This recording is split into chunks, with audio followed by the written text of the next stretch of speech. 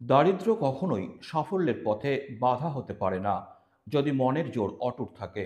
জীবনে বাধা আসবেই, তবে যারা চেষ্টা চালিয়ে যায় তারা একদিন সফল হয়।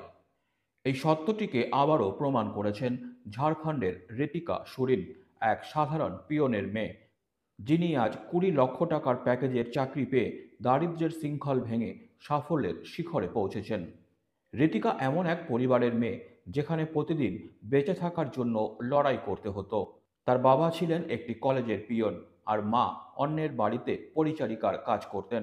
সংসার চালানোই যেখানে কঠিন ছিল, সেখানে মেয়ের উচ্চশিক্ষা করানোর কথা অনেকের কাছে অবাস্তব বলে মনে হতে পারে। কিন্তু ঋতিকার বাবা মা মেয়ের স্বপ্নের পথে বাধা না হয়ে বরং তাকে সবসময় এগিয়ে যেতে উৎসাহিত করেছেন। তাদের সীমিত সামর্থ্যের মধ্যেও তারা মেয়েকে সেরা শিক্ষাটাই দেওয়ার চেষ্টা করেছেন, আর সেই চেষ্টা বৃথা যায়নি। সাধারণ পরিবার থেকে উঠে আসা ঋতিকা প্রথম চেষ্টাতেই একটি আন্তর্জাতিক সফটওয়্যার কোম্পানিতে 20 লক্ষ টাকার বার্ষিক প্যাকেজের চাকরি পান।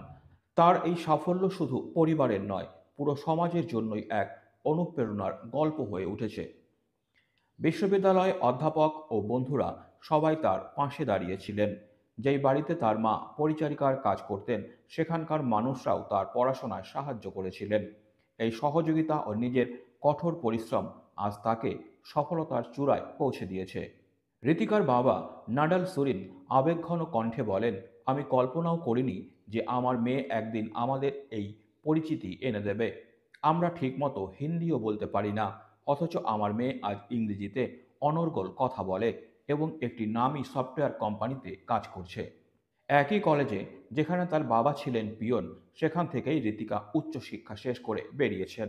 আজ তার বাবা মা শুধু গর্বিত নন, তাদের এই কন্যা সারা দেশের মেয়েদের জন্য এক নতুন দৃষ্টান্ত স্থাপন করেছেন।